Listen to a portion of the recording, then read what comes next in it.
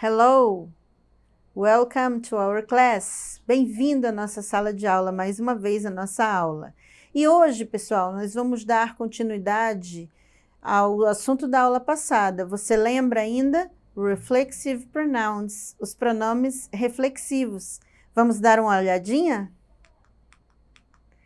Olha aí, essa tela eu já mostrei na aula passada. Myself, yourself, himself, herself, itself, ourselves, yourselves e themselves.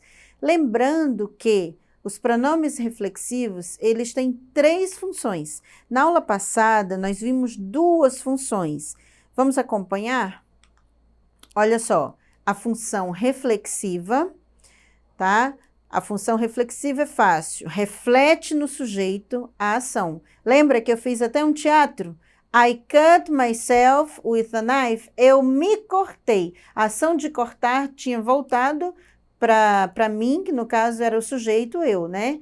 A função enfática é quando você quer dar ênfase ou no sujeito ou no objeto. Eu mesma me cortei com a faca. Aí já não é função reflexiva, eu estou dando ênfase que fui eu que me cortei, tá? E o que nós vamos ver hoje é lá ali, é a terceira ali, a função idiomática. Idiomática porque é uma função própria do idioma e ela é bem facinha, tá? Olha só, exemplo de função idiomática. I live by myself. Olha para mim. I live by myself. Você lembra daquela música da Celine Dion? Oh, by myself. Escuta essa música, tá? Eu vou colocar lá na plataforma para você aprender. Aprender música em inglês, cantar, é uma boa dica para você desenvolver o seu inglês, o seu speaking, que é o falar, ok? Então, by myself é uma expressão, tá? Que significa sozinho ou sozinha, sem a ajuda de alguém, tá? Veja só. By mais reflexive pronoun significa sozinho, sem ajuda. Então, toda vez que um pronome reflexivo ele vier junto com o by antes, né? Você sabe que ele vai significar sozinho, tá? Vamos ver alguns exemplos. Eu tenho aí. The kids found the secret place by themselves. Found é um verbo irregular, que significa encontrar. No caso aí é encontraram, né? Kids também é crianças, que eu tinha falado na aula passada que children era crianças. Kids também é uma outra possibilidade, tá? The kids, as crianças encontraram o lugar secreto sozinhas, tá? By themselves. Olha esse by themselves que está destacado aí. Viu essa setinha? Está combinando lá com o sujeito que é the kids, elas, as crianças, tá? Vamos mais uma frase. Little John made the exercise by himself. Lembra o que é esse little aí, quando vem antecedendo o nome de uma pessoa? Ah, ele faz o diminutivo. Então, se o John é João, é o Joãozinho. Como é que se chama Joãozinho em inglês? Little John, tá? Então, Little John made the exercise by himself. O Joãozinho fez o exercício sozinho, tá? Olha lá, o by himself está se referindo ao Little John, que é ele, que é he, ok? Muito bem, agora eu quero chamar a sua atenção para uma situação do pronome reflexivo que a gente tem em português, mas em inglês é um pouquinho diferente. Olha essa imagem aí que eu vou colocar para você. É uma imagem bem romântica, bem apaixonada, né? E eu posso olhar para esse casal aí e eu digo assim, ó. Ai, eles se amam. O que eu vou entender? Ela ama esse rapaz ama essa moça, né?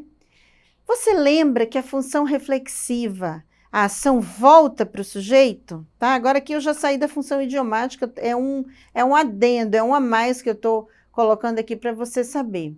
Mas sabe que em inglês, olha só, eu não posso escrever essa frase assim, ó. They love themselves. Igual tá em português. Não posso. Por isso que eu coloquei aí, ó. Não posso, eu quero dizer, eles se amam. Eu tenho que falar de uma outra forma, porque se eu falar they love themselves, vai significar que cada um ama a si mesmo.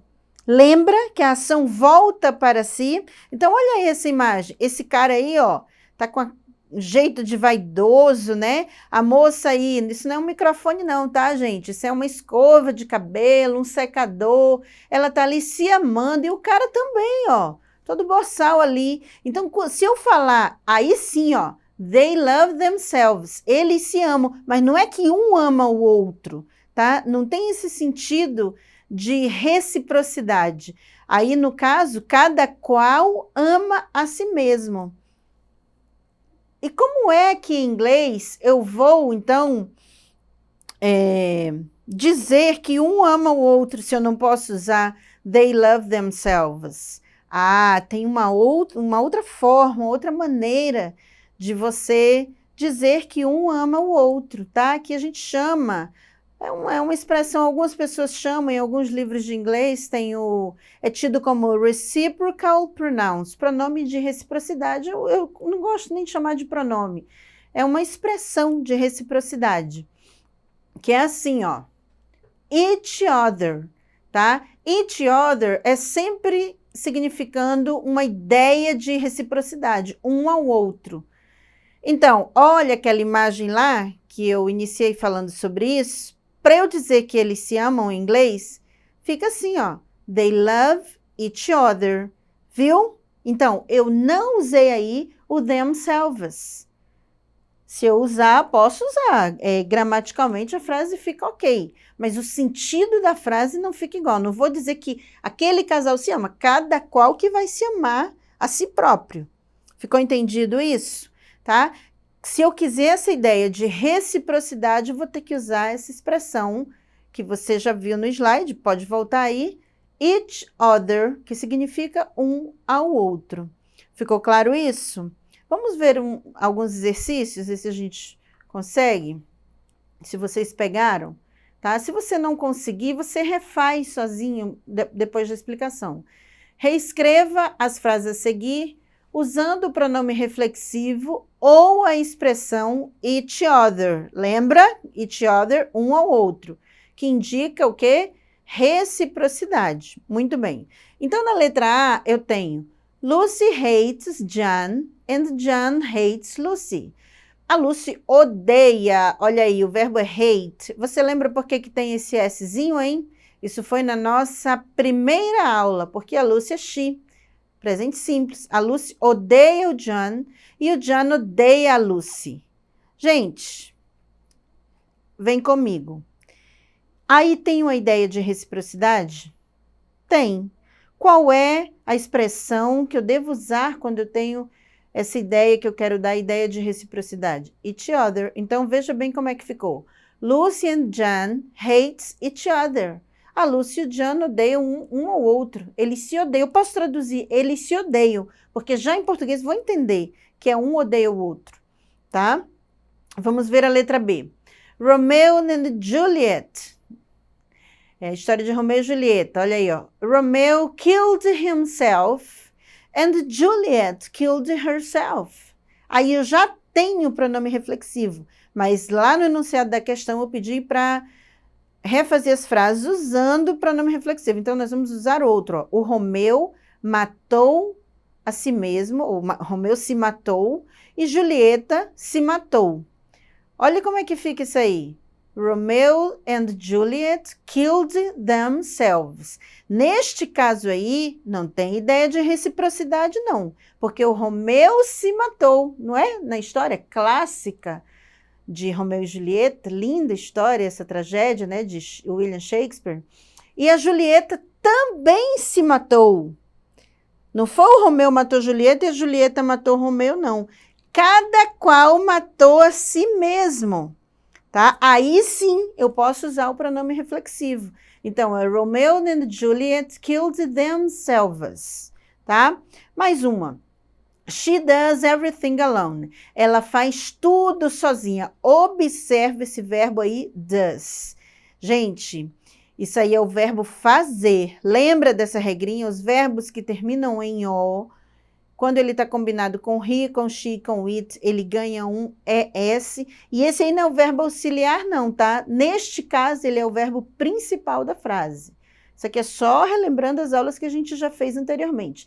Ela faz tudo sozinha. Olha essa última palavra aí, alone, quer dizer sozinha. Qual é, agora, volta comigo, eu te pergunto, qual é a expressão que a gente usa em inglês para falar que a pessoa fez uma coisa sozinha, sem a ajuda de ninguém, usando o pronome reflexivo? É o uso idiomático, que tem que vir acompanhado de by, que foi o que a gente viu hoje. Então, olha como que fica essa frase. She does everything by herself. O herself porque o sujeito é she, tá? Então, she does everything by herself. Muito bem. Agora, eu gostaria de, mais uma vez, não colocar aqui um pronome, e sim aumentar o seu vocabulário, increase your vocabulary, tá? Na semana passada, nós vimos, na aula anterior, né?